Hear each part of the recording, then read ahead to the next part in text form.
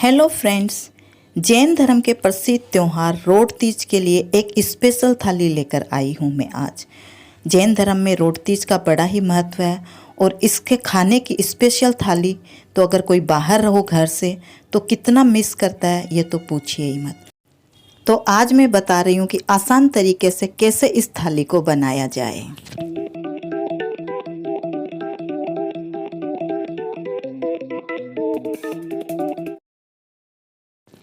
Road Teej की special थाली बनाने की शुरुआत आज हम मीठे से करते हैं। एक बड़े भगोने में मैंने 1 किलो दूध ले लिया है। इसको मैं गैस पे बॉईल होने रख देती हूँ और ले लेती हूँ 3/4 कप सामा के चावल। ये व्रत वाले चावल होते हैं, जब कभी अनाज नहीं खाना होता है तब इस चावल का प्रयोग किया जाता है। इसको अच्छा से धो करके हम इस चावल को अपने उबलते हुए दूध के भगोने में डाल देंगे। फ्रेंड्स, कई लोग होते हैं जो रोट तीज पर केवल एक अनाज ही खाते हैं, तो ये रेसिपी उनके लिए है। यहाँ पे मैंने प्रयोग किया थोड़े से केसर का। खीर जो बन रही है हमारी, तो उसके साथ केसर का होना बहुत ज़रूरी है। और चूँकि सामा के चावल है तो ये अनाज नहीं है, तो यह फलाहारी रेसिपी हो जाती है। तो हम इस चावल से अपनी खीर बनाएंगे। आप चाहते हैं तो यहाँ पे फूल मखाने की खीर भी बना सकते हैं। अगर आप एक अनाज ही खाते हो तो ये ज़रूरी है। खीर हमारी गैस पर पक रही है और हम क्या करेंगे, यहाँ पे ले लिया मैंने कुछ मिर्ची और ये तुरई। ये वो जो इस प्रकार की आती है ना बाज़ार में, उसको मैंने अच्छा से धो के छील के रख लिया था और इस प्रकार बड़े बड़े टुकड़े करके मैं उनको बीच से कट लगा रही हूँ। और ये जो मिर्ची है उसके भी मैं लंबे लंबे टुकड़े काट करके रख लूँगी। ये आपकी पसंद पर निर्भर करता है कि आप मिर्ची और तुरई को किस प्रकार काटना चाहते हैं।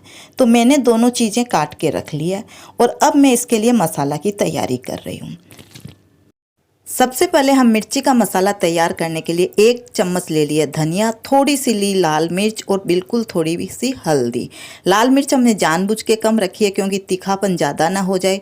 आधी चम्मच लिया सौंफ का और 1 चम्मच लिया मैंने दरदरा कुटा सौंफ। दोनों तरह की सौंफ यूज किया और 1 चम्मच लिया अमचूर पाउडर, ताकि हमारी मिर्ची में खट्टापन अच्छा से आए। अब डाल देते हैं आधा चम्मच नमक। नमक के बाद हम इसको मिक्स करके थोड़ा सा काला जीरा भी डाल देंगे, इससे इसका फ्लेवर बहुत अच्छा आता है। ये सारे मसाले जब हमारे डल गए हैं तब मैं थोड़ी सी कश्मीरी लाल मिर्च का प्रयोग कर रही हूँ, जिससे कि मिर्ची का कलर अच्छा आएगा। तुरई का मसाला बनाने के लिए मैंने लिया आधा चम्मच हल्दी, 2 खाने वाली चम्मच होती है ना वो कुटा हुआ धनिया, और उसके साथ में 1 चम्मच ही मैंने ली लाल मिर्ची की। ये मिर्ची कम तीखी है इसलिए इतना डालना ज़रूरी है क्योंकि हम भरवा मिर्ची बना रहे हैं। आधा चम्मच मैंने डाला भुना हुआ जीरा पाउडर, थोड़ा सा नमक, और साथ में अब मैं डाल रही हूँ आधा चम्मच ही दरदरा कुटा सौंफ का। इन सब को हम एक पानी की सहायता से थोड़ा सा पानी लेकर के एक पेस्ट सा बना लेंगे, ताकि जब हम सब्जी में पकाएं तो हमारा ये मसाला जले नहीं। मिर्ची के पाउडर को भी हम इसी प्रकार पानी से घोल करके पेस्ट बना लेते हैं। तो इससे क्या होगा कि हमें जब कुकिंग का टाइम आएगा तो हमारी मेहनत कम हो जाएगी।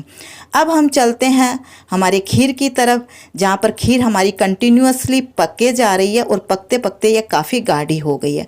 तब मैं यहाँ पर डाल रही हूँ आधा चम्मच इलायची पाउडर का, जो बारीक पिसा हुआ इलायची दाना होता है वो मैंने डाल दिया है। और इसको मैं हिला करके थोड़ा सा अब मैं इसमें डालूंगी 1/4 कप चीनी, और साथ में ढेर सारे बादाम, पिस्ता और जो भी ड्राई फ्रूट्स आपको पसंद हो जैसे किशमिश वगैरह, वो सब भी मैंने इसके अंदर डाल दिए हैं। खीर में क्रीमी टेक्सचर आ चुका है, हमारे चावल अच्छा से पक गए हैं, तो हम गैस को कर देते हैं बंद और बर्तन को ढक के रख देते हैं। अब मिर्ची को पकाने के लिए मैंने 1 बड़ा चम्मच तेल का लिया, उसमें 1 चम्मच जीरे का फोड़न दिया, और उसको जब जीरा तड़कने लग गया तब मैंने डाल दी अपनी मिर्ची कटी हुई। ये मिर्ची कटी हुई डाल करके हम 1-2 मिनट इस प्रकार भूनेंगे और उसके बाद में हम अपने सारे मसाले भी इसी के अंदर डाल देंगे। मसाले हमारे चूँकि पानी में घोले हुए हैं इसलिए जलने का चांसेस नहीं है। मिर्ची और मसाले दोनों को हम साथ साथ ही भूनेंगे, इससे हमारा काम थोड़ा जल्दी हो जाएगा। 2-4 मिनट भूनते ही देखिए हमारी मिर्ची इस तरह पक गई, तो मैं थोड़ा सा दूध इसमें डाल देती हूँ। इससे क्या होगा कि मिर्ची में एक क्रीमी टेक्सचर आएगा और बड़ा टेस्टी सा स्वाद लेकर के ये मिर्ची हमारी बनेगी। मिर्ची देखिए बहुत जल्दी हमारी पक गई है, तब हम इसको एक छोटे बर्तन में अलग से निकाल करके रख लेंगे। अब मैंने उसी कढ़ाई को धो करके 1 चम्मच तेल डाल करके जीरे का छोंक दे दिया। जीरा जब तड़कने लग गया तब मैं डाल रही हूँ उसमें अपनी कटी हुई सारी तुरई। तुरई को हम थोड़ी देर भूनेंगे तेल के साथ में। फ्रेंड्स, तुरई को हम 2 तरह से बना सकते हैं। एक तो इस प्रकार ये काट करके बड़ी बड़ी, और एक छोटी छोटी काट के भी। एक रोटीज की थाली मैंने पिछले साल भी अपलोड की थी, उसका मैं लिंक आई बटन में दे दूंगी। उसमें मैंने दाल और तुरई की सब्जी बनाई है, तो उसको आप देख सकते हैं। अगर आप दाल के साथ अगर रोटीज की थाली बनाते हैं तो उस लिंक को ज़रूर विजिट करिए। पर अगर आप एक अनाज खाते हैं तो ये रेसिपी आपके काम आने वाली है, क्योंकि खीर में हमने अनाज का यूज़ नहीं किया। तो फ्रेंड्स, हमने थोड़ा सा मसाला भुना और इस प्रकार चलाते हुए अब हम तुरई को पका लेंगे। तुरई जब हमारी इस प्रकार पकने लग गई तो मैंने इसे ढक करके आंच को मध्यम करके पकने के लिए रख दिया, और 2 टमाटर लेकर के इसको मैं गैस पर भूनने के लिए रख दिया है। बेसिकली मैं टमाटर का भरता बना रही हूँ, जो इस प्रकार भून करके बनाया जाने वाला है। इसका रीज़न ये भी समझ सकते हैं, क्योंकि तुरई हमने भरवा बनाई है तो थोड़ा सा सूखापन सा लगेगा। तो जब हम टमाटर का इसके साथ प्रयोग करेंगे तो हमारी थाली थोड़ी टेस्टी सी बन जाएगी। 3 से 4 मिनट में आप देख रहे हैं कि हमारी तुरई का पानी पूरा ऑब्जर्व हो गया है। यहाँ पर आप चाहे तो थोड़ा सा पानी और भी डाल सकते हैं, पर मैं पानी और न डाल के मैं केवल मलाई का प्रयोग कर रही हूँ। मैंने 1 बड़ी चम्मच मलाई का यूज किया, इससे थोड़ा सा तोरई में क्रीमी टेक्सचर आ जाएगा। और हमारी तोरई देखिए एकदम पक गई है। तो मैं क्या कर रही हूँ, जो कट हमने दिया था ना उसके बीच बीच में इस प्रकार मसाला भरे जा रही हूँ। फिर एक बार मैं इसको पकने के लिए रख दूंगी। 1-2 मिनट में ही ये हमारी तोरई पूरी पक करके तैयार हो जाएगी। अगर आपको लगे कि ये तोरई अभी कच्ची है तो आप थोड़ा सा पानी डाल करके और पका सकते हैं, और अगर आपको ग्रेवी की ज़रूरत हो ज़्यादा तो आप थोड़ा सा पानी और भी डाल सकते हैं। पर मेरे लिए ये परफेक्ट है तो मैं इसको ढक करके अलग रख देती हूँ। अब हमारे भुने हुए टमाटर भी ठंडे हो चुके हैं, तो हम इनके ऊपर के छिलके इस प्रकार से छील करके निकाल लेंगे। फ्रेंड्स, जब ये छिलके निकल गए तो हमें सिर्फ इतना ही करना है कि इनको छोटे छोटे टुकड़ों में काट लेना है।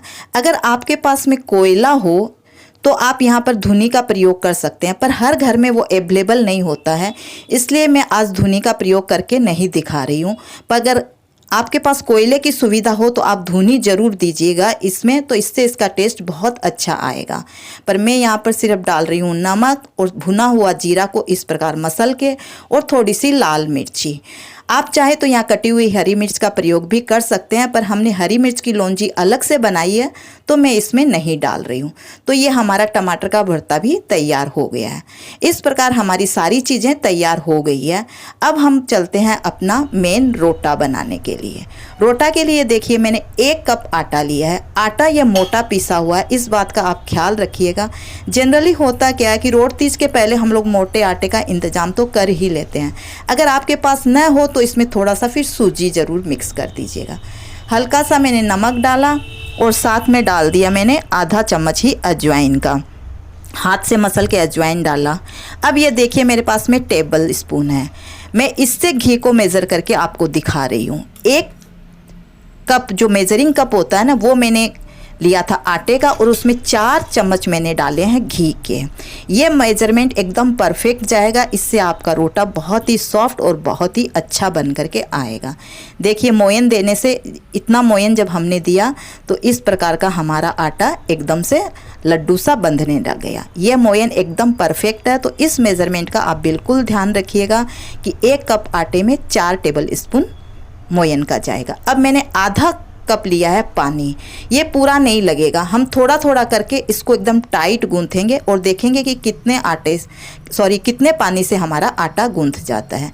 यही इस रोटा बनाने का मेन ट्रिक होता है कि हमारा आटा अच्छा से गूंथे, उसमें मोयन अच्छा जाए, तो हमारा रोटा बहुत अच्छा बन करके, जिसको हम लोग रोट भी कहते हैं कई लोग, और कहीं कहीं रोटा भी कहा जाता है, अच्छा से बन करके निकलेगा। आटा हमारा गूंथ गया है। अब मैंने 1 कप आटा लिया था तो उससे मात्र 2 रोट बनेंगे। हमें जब और रोट की ज़रूरत होएगी तब हम आटा को गूंथेंगे और फिर बनाएंगे। ढक के रखा मैंने, 2 मिनट के अंदर ही वापस हम इसको 2 भागों में विभाजित करके 2 रोटा के लिए हम इसका गोला बना लेंगे। इस प्रकार का ये गोला हमारा रेडी हो रहा है। फ्रेंड्स, ये सारी रेसिपी तो 3 से 4 लोगों के लिए है, लेकिन आटा मैंने केवल 2 लोग के लिए ही गूंथा है, क्योंकि हम आटा एक साथ नहीं गूंथ के रखते हैं। जैसे जैसे ज़रूरत होती है वैसे वैसे आटा गूंथते जाते हैं। तो अब हम इन दोनों जो गोले हैं हमारे आटे के, उनका हम रोटा बेल करके बना लेंगे। आप देख लीजिए मैं कैसे बनाती हूँ, आप समझ जाएंगे। इस प्रकार हमें बेल करके किनारों को इस प्रकार बांधते हुए बनाना होगा, क्योंकि मोयन देने के कारण आटा हमारा बीच बीच से ऐसे किनारों से फटेगा। हम किनारों को इस प्रकार शेप भी दे सकते हैं। इससे क्या होगा कि रोटा देखने में थोड़ा सुंदर लगने लग जाएगा। मैंने गैस पे तवा ऑलरेडी गर्म होने के लिए रख दिया था, तो जिधर से हमने बेला था उस पोर्शन को हम नीचे रखते हुए तवे पे रोटा डाल देंगे। दूसरा रोट भी मैंने बना लिया, उसको मैं ऐसे डिज़ाइन कर रही हूँ एक छोटे गोल ढक्कन को लेके। ऐसा कई घरों में होता है, इस प्रकार की डिज़ाइन की जाती है। अगर आपके यहाँ भी की जाती हो तो कमेंट करके मेरे को ज़रूर बताइएगा, और आप भी ज़रूर इस डिज़ाइन को करिएगा। जब रोटा हमारा एक साइड से लगेगा कि अच्छा से पक गया, तब हम इसको पलट देंगे। हमें इसमें बहुत सावधानी बरतनी होगी, क्योंकि मोयन अच्छा होने से, घी का मोयन जो हमने रोटा में दिया है उसके कारण बहुत चांसेस होते हैं कि अगर हमारी थोड़ी सी भी लापरवाही हो तो हमारा रोट टूट जाता है। इस प्रकार दबाते हुए हमें रोट को सेकना है। देखिए पीछे से एकदम क्रिस्पी और गुलाबी हो गया, तब हम पलट के उसको दूसरी तरफ से भी सेक लेंगे। एक रोट को सेकने में 10 मिनट का टाइम आराम से लग जाता है, क्योंकि हम मध्यम आंच में इसको सेकते हैं। इससे क्या होता है कि हमारा रोटा बहुत करारा बनता है और बहुत क्रिस्पी, मतलब ऐसा बिस्किट के जैसे आपको रोटा खाने में लगता है। दूसरा भी मैंने पकने के लिए रख दिया, और इसमें लगा देते हैं घी। घी की मात्रा आप अपनी पसंद के अनुसार कम या ज़्यादा कर सकते हैं, पर जनरली इसमें घी बहुत ज़्यादा ही लगाया जाता है। तो फ्रेंड्स, हमारे दोनों रोट तैयार हो गए हैं। अब हम इसको एक थाली में परोस लेते हैं। अगर आपको मेरी ये रेसिपी पसंद आई हो तो मेरे चैनल को लाइक, सब्सक्राइब और इस वीडियो को शेयर करना बिल्कुल मत भूलिएगा। अब देखिए कितना सुंदर लग रहा है ना। इस खाने को देख के बताइए किसका मन नहीं चलेगा। और जो लोग घर से दूर है, जिनके यहाँ इस रेसिपी को बनाना कोई जानता नहीं है, उनके लिए तो ये वरदान ही है। इस रेसिपी का इंतज़ार तो लोग इतने दिनों से करते हैं, चाहे जैन हो या अजैन, सबको ही पूछते रहते हैं कि भाई आपके यहाँ रोट वाला त्यौहार कब आने वाला है, आपके यहाँ रोट वाला त्यौहार कब आने वाला है। तो आप भी इस रेसिपी को ज़रूर बनाइए, और कैसी बनी आपकी ये थाली ये कमेंट करके मुझे ज़रूर बताइएगा। फिर मिलेंगे हम किसी नई रेसिपी